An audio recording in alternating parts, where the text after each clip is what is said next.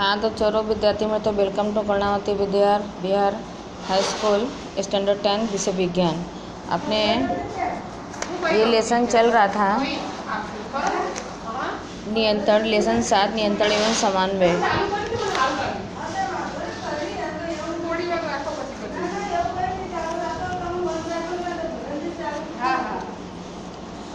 देखिए अपने जहाँ तक हो गया तो उसके आगे सभी यहाँ पढ़ेंगे। तो अपने जंतुओं में समन्वय किस प्रकार से होता है। उद्दीपन के लिए तत्काल अनुक्रिया। उद्दीपन के लिए तत्काल अनुक्रिया क्या होती है। छुई मुई के पौधे की गति, क्योंकि वह वृद्धि से संबंधित नहीं है, पादपों की स्पर्श की अनुक्रिया के फलस्वरूप अपनी पत्तियों को की गति करनी चाहिए। लेकिन यहाँ कोई तंत्रिका उत्तक नहीं है और ना ही कोई पेशी उत्तक है। पादप कैसे स्पर्श का संसूचन करता है, किस प्रकार की अनुक्रिया में वे पत्तियाँ गति करती हैं, तो उसके और पौधे के किस भाग में गति होती है और वह आभासी है कि स्पर्श वाला बिंदु तथा गति वाला बिंदु दोनों भिन्न है, अतः स्पर्श होने की सूचना संचारित होनी चाहिए। पादप इस सूचना को एक कोशिका से दूसरी कोशिका तक संचारित करने के लिए वैद्युत रसायन साधन का उपयोग भी करते हैं। पादप कोशिकाओं में जंतु पेशी कोशिकाओं की तरह विशिष्टकृत प्रोटीन तो नहीं होती हैं, लेकिन वे जल की मात्रा में परिवर्तन करके अपनी आकृति को बदल लेते हैं। परिणाम स्वरूप फूलने व या सिकुड़ने में उनका आकार बदल जाता है। वृद्धि के कारण गति। अब देखिए वृद्धि के कारण गति किस प्रकार होती है। मटर के पौधे की तरह पादप दूसरे पादप या बाड़ पर प्रतान की सहायता से ऊपर चढ़ते हैं। आप मटर के पौधे की तरह देखा होगा कि दूसरे पौधे भी यानी ऊपर चढ़ाए जाते हैं, यानी किसी डोरी का सहारा दे करके उनको बेल कहते हैं। ये प्रतान स्पर्श के लिए संवेदनशील है। जब ये किसी आधार के संपर्क में आते हैं तो प्रतान का वह भाग जो वस्तु के संपर्क में है उतनी तीव्रता से वृद्धि नहीं करता है जितना प्रतान का वह भाग जो वस्तु से दूर रहता है। इस कारण प्रतान वस्तु के चारों ओर से जकड़ लेता है। आमतौर पर पादप धीरे से एक निश्चित दिशा में गति करके उद्दीपन की प्रत्यनुक्रिया करते हैं।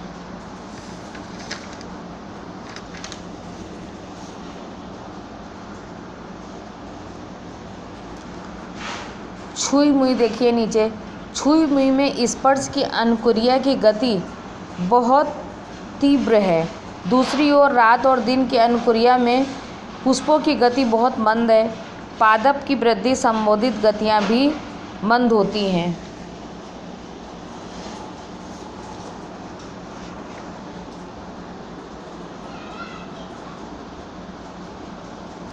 बहुकोषीय जंतुओं द्वारा नियंत्रण एवं समन्वय के लिए प्रयुक्त ये हार्मोन्स हमारी आशा के अनुरूप विविधता दर्शाते हैं। विविध पादप हार्मोन वृद्धि, विकास तथा पर्यावरण के प्रति अनुक्रिया के समन्वय में सहायता करते हैं। इनके संश्लेषण का स्थान इनकी क्रिया क्षेत्र से दूर होता है। साधारण विषयों द्वारा ही वो क्रिया तक पहुंच जाते हैं। देखिए हार्मोन्स क्या है। एक हार्मोन्स जिसे ऑक्सीजन कहते हैं, ये परों के अग्रभाग में संश्लेषित होता है तथा कोशिकाओं की लंबाई में वृद्धि में सहायक होता है। जब पादप पर एक ओर से प्रकाश आ रहा तब ऑक्सीजन विसरित होकर परों के छाया वाले भाग में आ जाता है। परों की प्रकाश से दूरी वाली साइड में ऑक्सीजन का संचरण कोशिकाओं की लंबाई में वृद्धि के लिए उद्दीपित करता है, तो पादप प्रकाश की ओर मुड़ता हुआ दिखाई देता है। तो पादप हार्मोन्स का दूसरा उदाहरण जिबेरेलिन है, जो ऑक्सीजन की तरह तने की वृद्धि में सहायक होते हैं। साइटोकाइनिन कोशिका विभाजन को प्रेरित करता है, इसलिए उन क्षेत्रों में जहाँ कोशिका विभाजन तीव्र होता है, विशेष रूप से फलों और बीजों में अधिक सांद्रता पाया जाता है। पादप हार्मोन्स के उदाहरण हैं जो वृद्धि में सहायता करते हैं। पादप की वृद्धि संदमन के लिए भी संकेत की आवश्यकता होती है। एब्सिसिक अम्ल वृद्धि का शमन करने वाला हार्मोन्स एक उदाहरण है। पत्तियां का मुरझाना उसके प्रभाव से सम्मिलित होता है। अब यहाँ पे आपके ब्लूप्रिंट में देखिए क्वेश्चन दिए गए हैं। पादप हार्मोन्स क्या है? छुई मुई पादप की पत्तियों की गति प्रकाश की ओर परों की गति से किस प्रकार भिन्न है? एक पादप हार्मोन्स का उदाहरण दीजिए जो वृद्धि बढ़ाता है।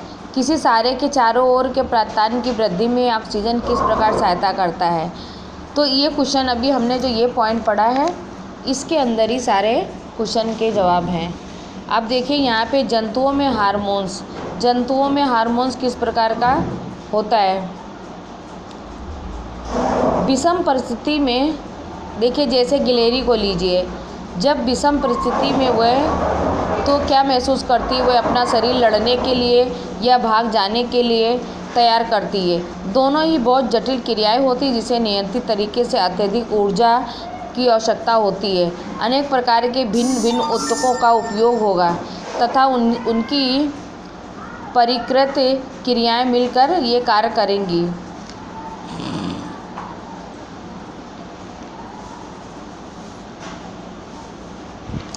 ऊतकों का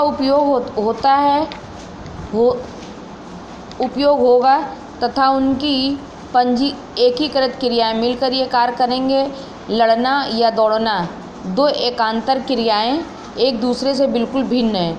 अतः यहाँ एक स्थिति है जिसमें कुछ सामान्य तैयारियाँ शरीर में लाभप्रद बनाई जाती हैं। ये तैयारियाँ आदर्श रूप से निकट भविष्य में किसी क्रिया को सरल बना देती हैं, जैसे कि उपलब्ध है। देखिए, ग्रंथि से स्रावित एड्रेनलिन हार्मोन्स द्वारा मनुष्य सहित अनेक जंतुओं में ये क्रिया किया जाता है। इन ग्रंथियों को शरीर में स्थित जानने के लिए चित्र 7.7 में देखिए। एड्रेनलिन सीधा रुधिर में स्रावित हो जाता है। जो एड्रेनलिन हार्मोन्स होता है सीधा अपने खून में विलीन हो जाता है, शरीर के विभिन्न भागों तक पहुंचा दिया जाता है। हृदय सहित ये लक्ष्य अंगों तक विशिष्ट ऊतकों पर ऊर्जा का कार्य करता है। परिणामस्वरूप हृदय की धड़कन बढ़ जाती है ताकि हमारी पेशियों को अधिक ऑक्सीजन की आपूर्ति हो सके।